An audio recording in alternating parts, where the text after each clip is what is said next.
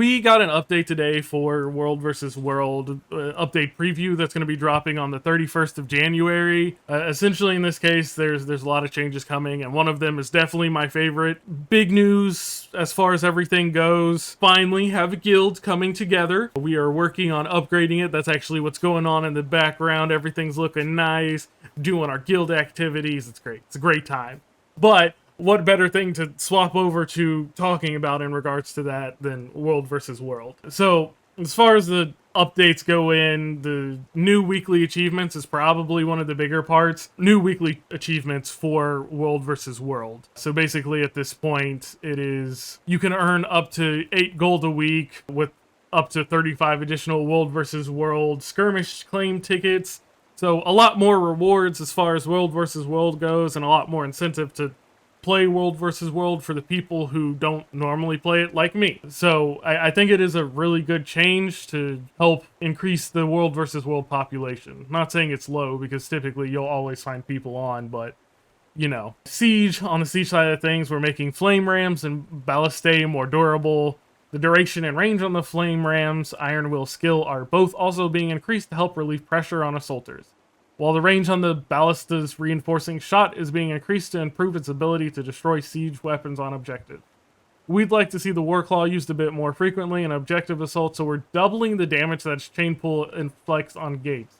That's actually pretty cool, because as you have people running up on their Warclaws, they can just blah blah blah and attack the door, so it's a pretty cool change. As far as like the siege equipment goes, I haven't been anywhere where I've had to personally use siege equipment, so I can't say I have a lot of experience with it. I've hopped on a siege machine and started lobbing stuff at walls, but I can't say that I actually paid attention to what it was doing.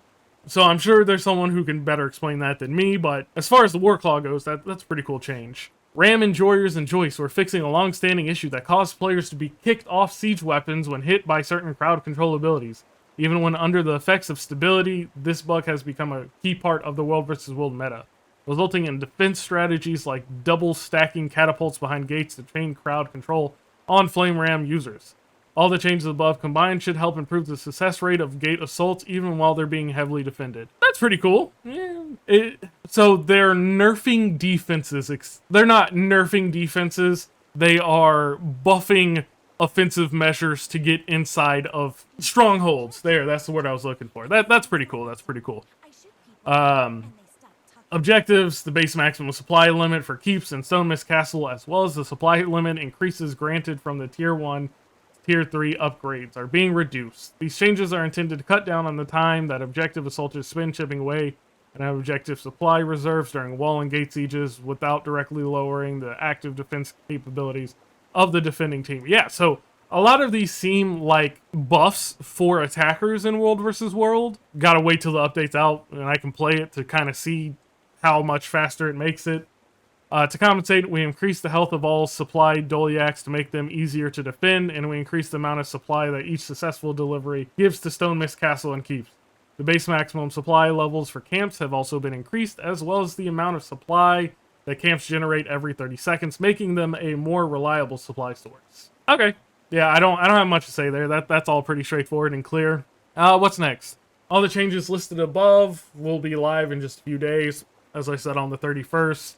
And we have more in the hopper for the first part of this year. We're currently working on improving rewards for active participation in fights over key objectives, making towers, keeps, and Stone Mist Castle bigger player activity hotspots. More rewards is never anything to complain about. That's exciting. On the world restructuring and alliances front, we're still diligently working on bringing those features to life. As we mentioned last year, we're going to hold off on running additional betas until the alliance... I thought they dropped the alliance, or like they released the alliance feature, so I'm a bit confused by that, but I guess I'm wrong. I usually am. We're not ready to commit to a date for the first alliance's beta quite yet, but we'll get a more comprehensive update on this from us in Q1. Beta thing, I did participate in the beta, but I thought they implemented the changes from it, or maybe they implemented some changes, I guess specifically in regards to guilds. No? Okay. See, see, I'm wrong. That's nothing new. As we mentioned earlier in this post, we're planning to release iterative world versus world changes more frequently this year, like the update coming next Tuesday. There's a lot of room for addressing low-hanging fruit in the world versus world system, but we need to be careful not to disrupt the game mode too much all at once. I'm not well informed on world versus world, says Miner. I don't know the specifics. They added some UI, but it doesn't do anything at the moment. Oh. So they did implement a little bit, but not anything major. Now you are, now I am. Well, now Miner is too. But they did also mention that they are planning on releasing the world map in the next few weeks. So probably by the end of February, which I'm excited for. I'm ready to see what happens. There was also a announcement for the Jadebot being able to go across like Tyria and stuff. I don't have a Jadebot. I still don't know the purpose of the Jadebot. Nobody tell me that's spoilers. I'm not there yet, but I will be. I will be. I just heard that was a really cool update. So, you know, hey, it is what it is. But yeah, that's all for, you know, the world versus world update here. If you enjoyed the video, feel free to like and subscribe, and check me out on Twitter. My schedule's a bit funky now that I am streaming more, so yeah, I'll figure that out and I'll let you know. Otherwise, peace.